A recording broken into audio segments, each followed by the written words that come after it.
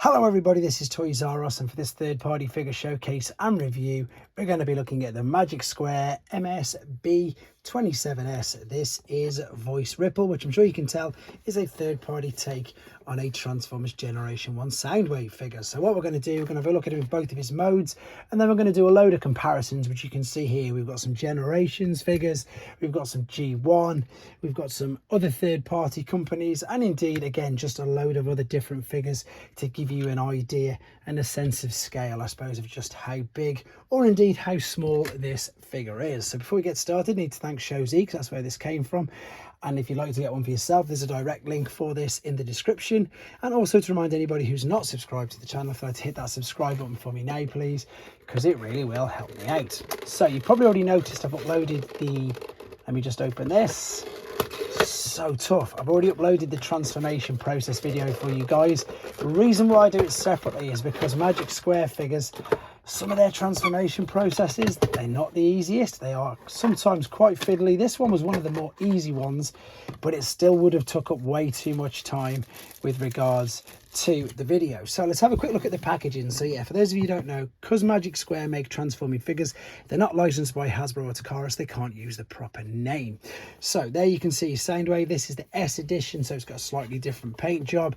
There's some actual product images on the back, and we've got a tech spec as well. So they completely do take everything off away from Takara and the original figures. The instructions are here. They're not too bad, to be honest, but they are still pretty difficult to understand.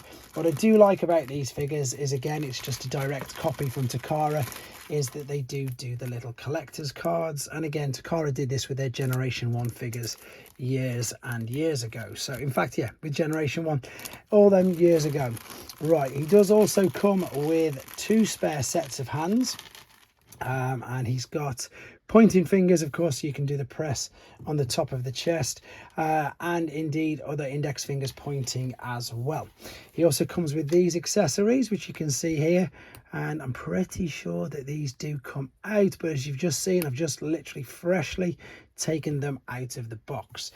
For the alternate mode, same, I think, as a lot of companies are doing this now. A lot of companies are doing where you just fill the back up with these parts, to be honest, to fill that all up in there.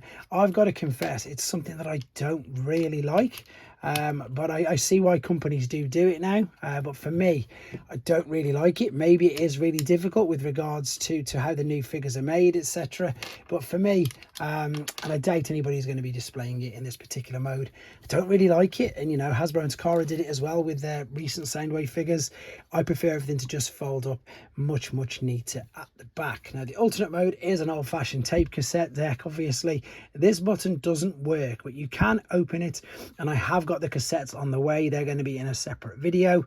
And the front, it's a bit of a shame, because the front, I think, all pieces together pretty well. It's nice and flush. There's not too many huge gaps. The side's quite detailed as well. I like the fact that they've even gone to the trouble of putting in what would be the volume switches. If you're wondering what that is, that's there pretty much. So this is the reissue. In fact, let's bring in a few of the Soundwaves then. Yeah, so this is, as I say, the Netflix one, which again is guilty of using all these things at the back, and I don't really like it. I didn't like it in them. Maybe, I don't know why, but the Generation 1, yes, it's a brick, but it's just cleaner, it's just sharper, it just fits together much better. We've got the core class as well now. I've just got the Sound Blaster mold, which of course is the same, but you can see it's bigger than the core class, but it's not as big as this is classed as a Voyager class figure, and of course it's nowhere near as big as Generation 1. I've also got as well, just for a bit of fun, the Doctor Wu, which of course it is much bigger than. But overall, I suppose the cassette deck, the alternate mode, unless I think you're over the age of 30, it just won't mean anything to you at all, purely and simply because it doesn't, as I say, have any relevance. And that's why I think it is really hard for Takara in this day and age, in any company, to be honest, to make this. Well, it's got to be Takara because it's Transformers, isn't it? You know, to give him, I suppose, an up-to-date alternate mode. Just for a bit of fun again, there is the new Studio Series 86 Rumble, and there is the original Rumble as well, but I'm just doing that to give you an idea of how small this is. So there you go. As I say, with regards to alternate mode, it is what it is. It's not that exciting. It doesn't really do anything unless you've got the nostalgia fact of, as I say, remembering what tape decks were. Right, let's have a look at him in his robot mode, which I'm sure is the way that most people are going to be displaying him anyway. So here we are back for the final time then with him in his robot mode, which again, doesn't matter who makes Soundwaves. The robot mode for me just looks fantastic. It really, really does. Now, whether this would be my figure of choice to be actually my, one and only display Soundwave is another question. But I just do think that wherever company tends to touch a Soundwave, you've got to be doing a pretty bad job to get the robot mode not very good. So we'll have a quick look at that in a second. You obviously saw in the first part that he comes packaged in robot, as I said, in a clamshell. Again, another reason why Hasbro and Takara aren't licensing these, due to the huge amounts of plastic. So let's have a look at the figure itself. You can see that the head will spin all the way around. You can see it's on a mushroom pegs you've got looking up and down, as well as the transformation joint there.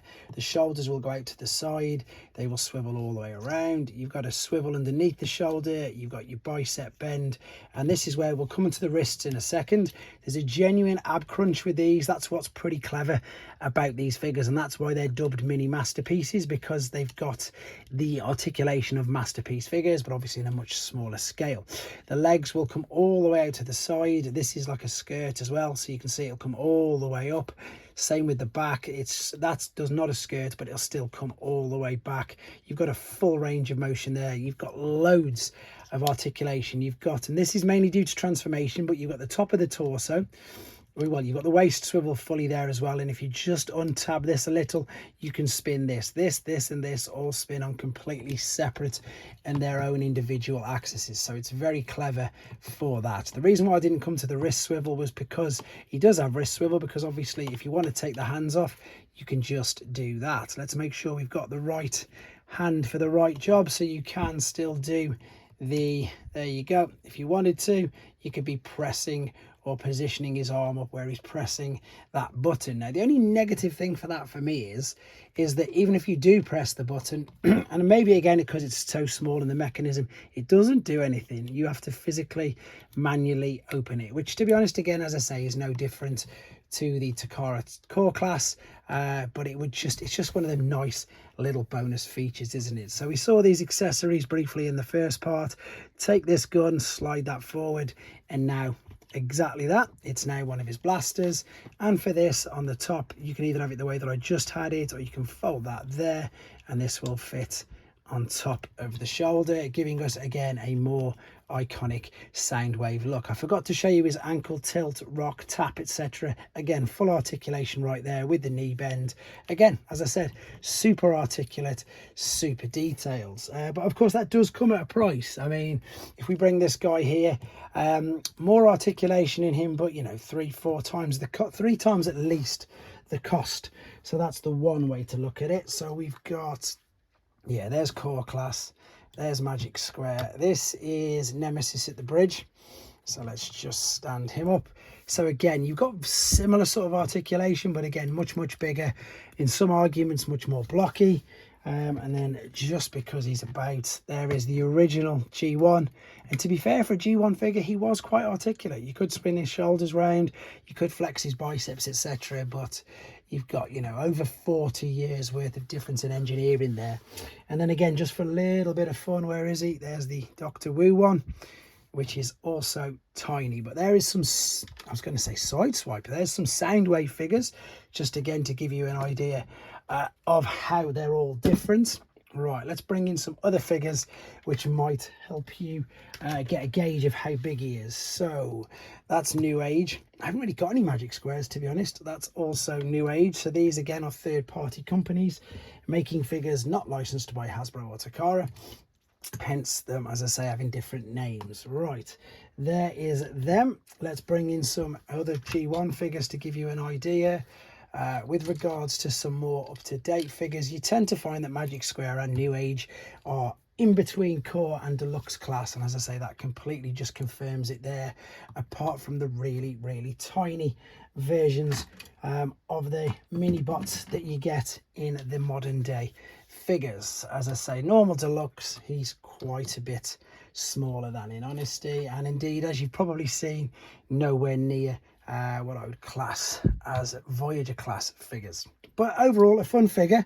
As I say, for people who collect Soundwaves, and I've got this one for my friend Lee because he loves Soundwaves, it's a great addition. I mean, if you collect Magic Square, then obviously you do need a Soundwave, and he's definitely worth picking up.